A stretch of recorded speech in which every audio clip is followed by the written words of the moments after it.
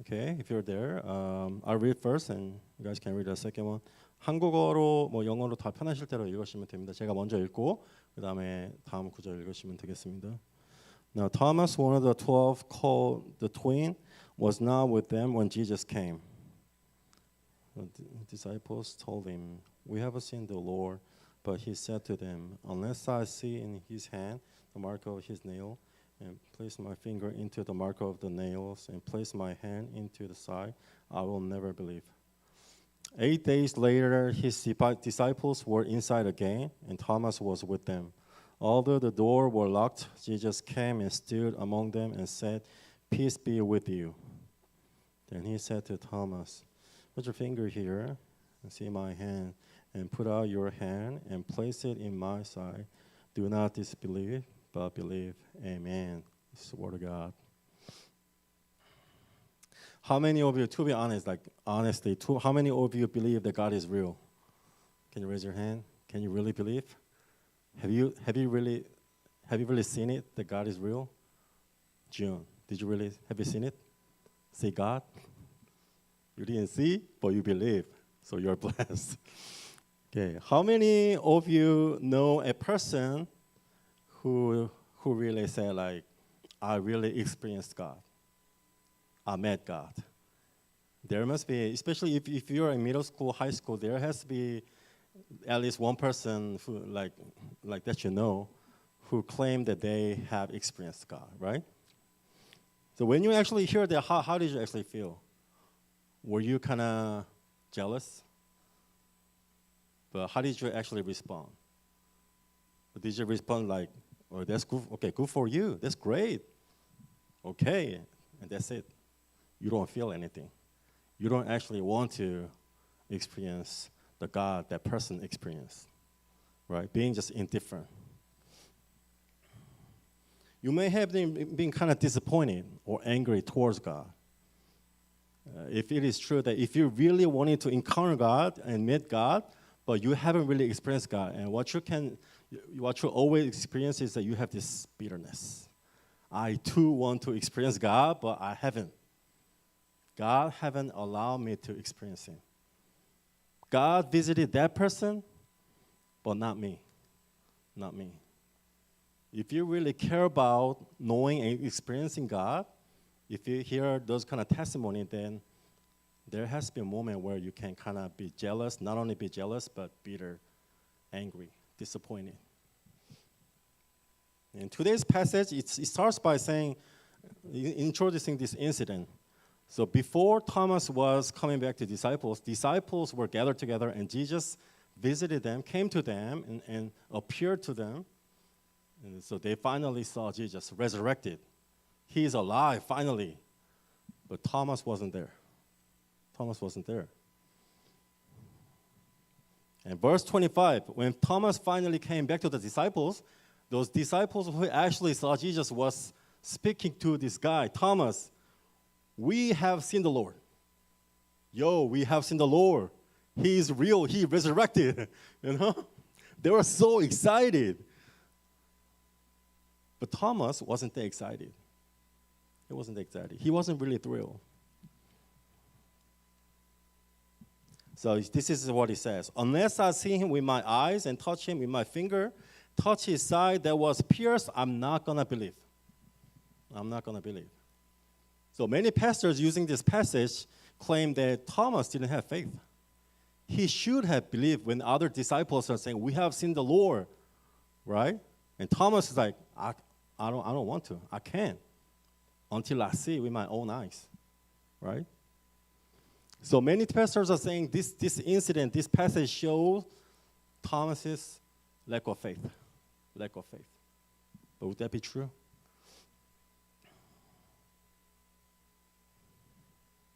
So he could have said that, "I guess he doesn't really care about me," right? Right? He doesn't love me. I guess Jesus cares about everybody else, but not me, right? If that was his thought, then what should have happened was that he should have just walked away, right? He should have just walked away and just kept silent. But he vented out his anger, disappointed. Okay, do you want me to believe? Okay, it's good for you that you excited, you have seen the Lord. But until I see him, until I touch him, I'm not going to believe. I can't believe. It shows his disappointment. You know why he was so disappointed? Because he too wanted to see the Lord. He been waiting to see the Lord, resurrected Lord. But he missed the opportunity. So he was angry, disappointed. He vented out his anger.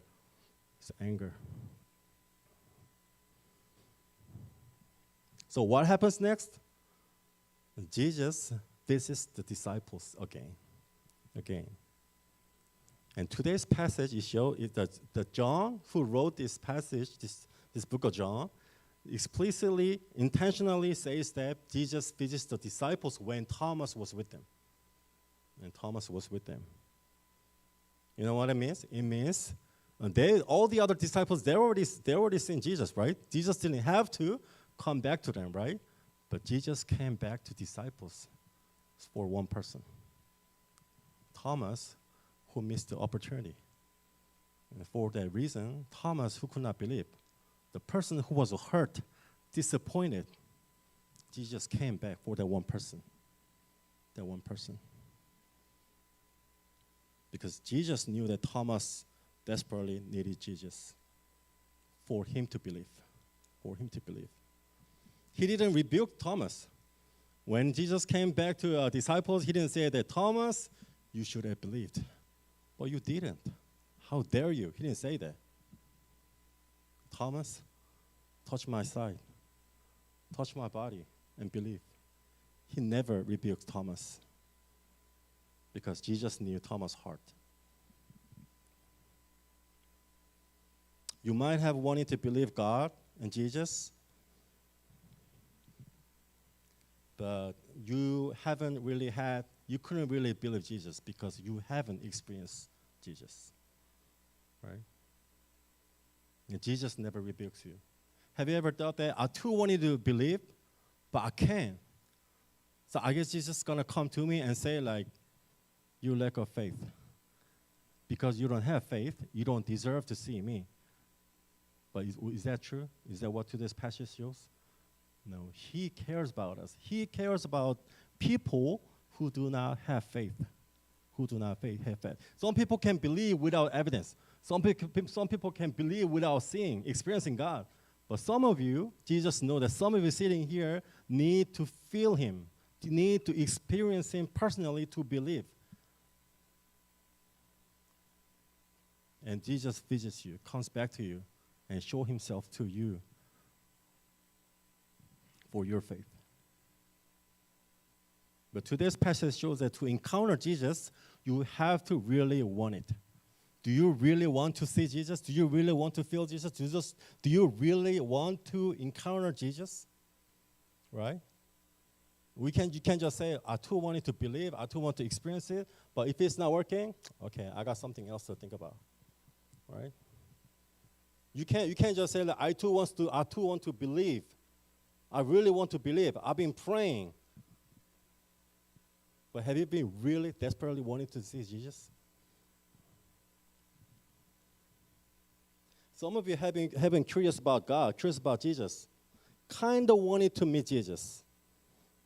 You might have tried crying out to God, crying out to Jesus. But then you might have thought, well, I guess it's not working. I tried, it's not working. So I don't have to try anymore. I guess God is not real. God doesn't want to appear to me. To me, he doesn't want to. Everybody else, he cares about them, but not me. That's how people lose hope. That's how people lose interest to coming to Sunday worship service because it's meaningless. Even if I come to worship service, I believe that he doesn't care about me. I can't really meet God in this place. So they don't want to.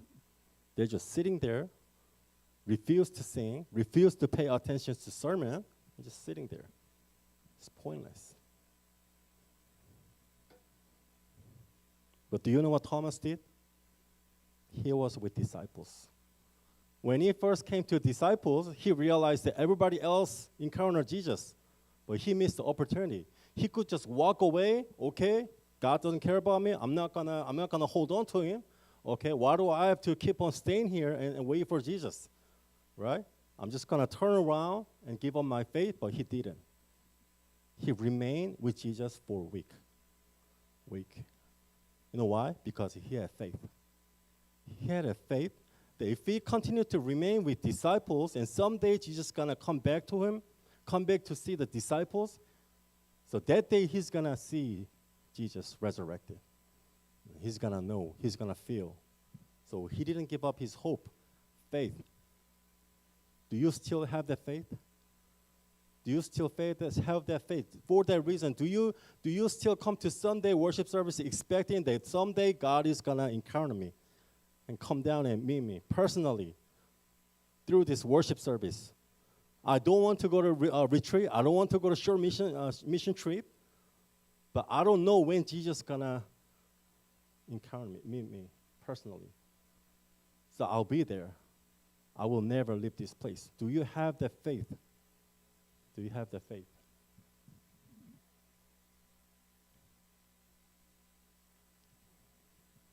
For Thomas, who finally waited, Jesus appeared to him and says, verse 27, "Put your finger here, see my hand, reach out your hand and put it into my side. Stop doubting and believing." So what that means is that Jesus is actually speaking to Thomas. I knew that you needed to see me personally, touch me to believe. I knew that you wanted to believe, but you couldn't. You couldn't, right? But I am here. I am here just for you. I want you to touch me. I want you to touch me, touch my side and believe. But when Jesus appears to you, when he's near you, there's something left for you to do. You have to reach out your hand and touch it. You have to reach out your hand and pray. And only through prayer, everything becomes real. You can finally experience Jesus when you are finally touching him through prayer, when you are finally standing in front of his holy presence. Then you can finally believe. Then you will believe that everything's real and his love is real. 오늘 본문은 도마가 예수님을 만나는 이야기를 이제 다루고 있습니다. 도마는 다른 제자들에게 자신이 없을 때 예수님이 찾아온 사실에 대해서 이제 발견하게 되죠. 그것을 깨닫게 되죠. 그때 제자들이 도마를 보자마자 이렇게 말합니다. 우리가 예수님을 보았다 하고 정말 기쁜 마음으로 그렇게 전하죠. 너도 이제 믿어야 되지 않을까 하고 전하죠. 그때 도마의 반응은 우리가 생각하는 것 외에 다르게 되게 매우 부정적이었습니다.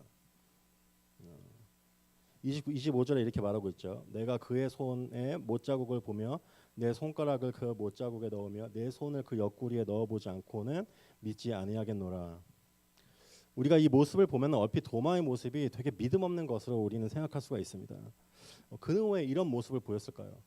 왜 그들에게 도마에게 믿으라고 권유하는 제자들의 모습 앞에서 내가 직접 만져보기 전에 나는 믿지 못하겠다고 그렇게 말하는 것이었을까요?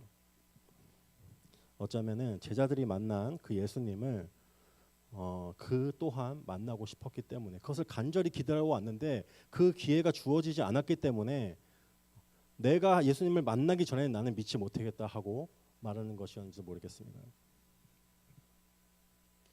우리 아이들이 예수님에 대해서 별 관심이 없고 의욕이 되게 없어 보일 때가 있죠.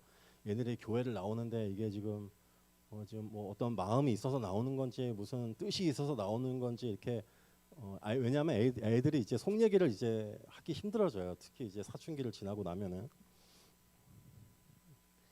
근데 이제 얘들이랑 얘기를 그러니까 얘기를 하기 시작하면 우리가 알 수 있는 게 이 아이들도 예수님을 되게 만나고 싶어하는 어떤 마음이 있습니다.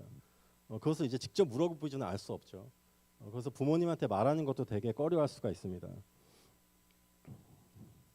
예배에서 감격하고 또 수련회 가서 이제 하나님을 만났다고 고백하는 친구들이 있어요. 근데 그 옆에서 자기들은 나는 예수님을 만나지 못하는데, 나는 하나님을 만나지 못하는데 하고 그것을 말하지 못하고 되게 마음 아파하는 아이들이 있습니다. 아이들도 예수님을 만나고 싶어하는 거죠. 왜 하나님이 나를 안 만나주신 거지? 남들은 다 만나는데 나만 안 만나주시는 거지? 하고 되게 괴로워하는 아이들이 있다는 것을 우리 부모님이 좀 알아주셨으면 좋겠습니다. 오늘 도마가 실망 가운데 제자들 앞에서 고백한 것은 그런 괴로움 속에서 했던 솔직한 기도일 것입니다. 나도 너네처럼 믿고 싶은데 나는 믿을 수가 없어. 너네들도 보고 믿었지 않니? 나도 너네들처럼 보지 않고서 믿을 수가 없고, 나도 원함은 있는데 내가 직접 예수님을 만나서 만져보기 전에 내가 믿을 수 없다 하고 괴로운 모습을 지금 보이고 있는 것입니다. 그의 상실감과 고통을 알아주신 주님께서는 그를 직접 찾아오신다. 오늘 본문 말씀에서 제자들이 함께 있을 때 도마도 함께 있고라고 말씀하십니다. 이거 의도적으로 이걸 설명을 하는 거죠. 도마가 거기에 있었을 때 예수님께서 다시 제자들을 찾아오십니다. 예수님을 만나지 못해서 괴로워했던 도마를 위해서, 그 한 사람을 위해서 예수님께서 찾아와 주시는 거죠. 그리고 그를 다그치지 않으십니다. 그리고 도마가 그렇게 바랬던 것처럼, 너가 말했던 것처럼 너의 손을 내 옆구리에 넣어서 느껴보고 믿어보아라 하고 말하는 모습을 보게 됩니다. 손을 내밀어 예수님을 만져보아야만 합니다. 손을 내밀어서 기도할 때 성령님을 통해서 하나님과 예수님의 리얼이고 사실이란 그러니까 사실을 우리 아이들이 느낄 수가 있습니다.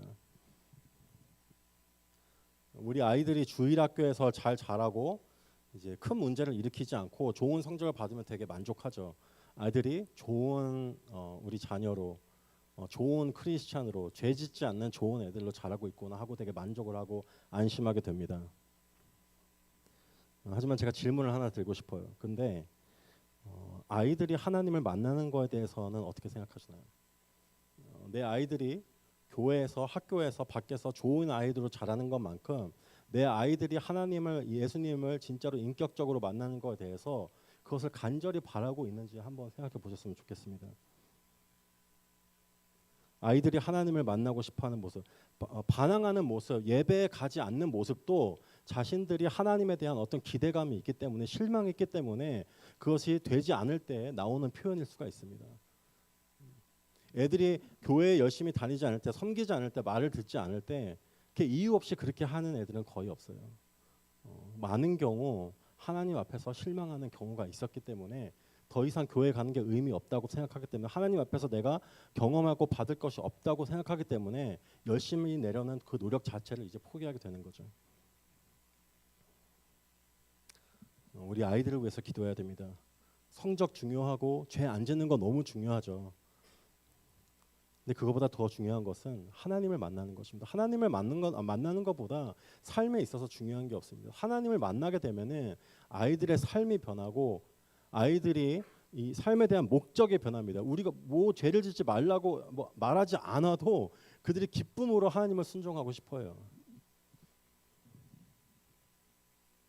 아이들이 간절히 예수님을 구할 때, 경험하고 싶어할 때, 오늘 도마처럼 예수님 앞에서 예수님을 만져보기 전까지 내가 믿지 않겠다 하는 그 다짐을 품은 아이들이 있다면은 예수님이 그들에게 나타나 주실 것입니다. 그리고 그 아이들이 예수님을 만지고 예수님을 경험할 때, 인격적으로 만날 때 이제 믿을 수가 있게 되는 거죠. 그 만남을 위해서 우리는 간절히 기도해야 됩니다. 아이들을 위해서. 그때 예수님께서 우리가 간절히 바라는 것, 아이들이 간절히 바라는 하나님과의 만남을 허락해 주실 줄 믿습니다.